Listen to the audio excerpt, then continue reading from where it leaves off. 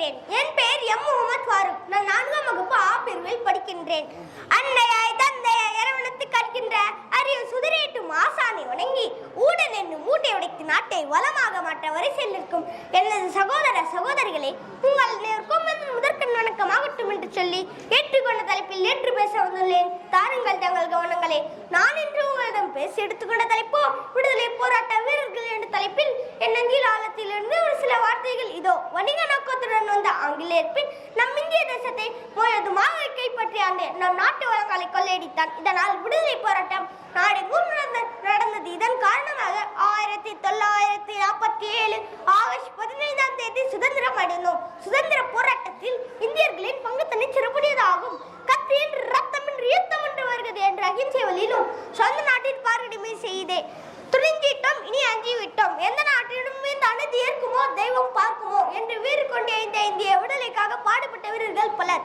மகாத்மா காந்தி, நேரு, ராஜாஜி, பெரியார், கொடி காத்துக்குமரன், வீரபாண்டிய கட்டபொம்மன், ஜான்சி ராணி, வேலூர் நாச்சியார் மற்றும் பல விடுதலை போராட்ட வீரர்களின் குருதியும் தாக்கமும் தான் நம் சுவாசிக்கும் இந்த சுதந்திர காற்றில் கலந்திருப்பது.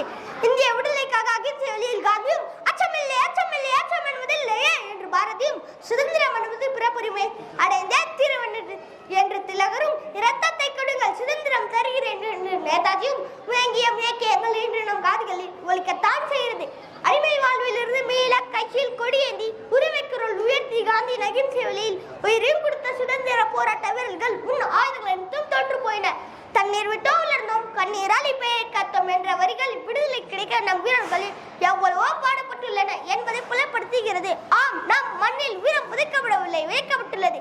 விதையில் இருந்த இந்த விருட்சங்களாய் நம் வீறு கொண்டேயுவோம். இந்திய நாட்டின் ஒற்றுமைக்காக பாடுபடுவோம். விடுதலை போராட்ட வீரர்களின் தியாகத்தை போற்றுவோம்.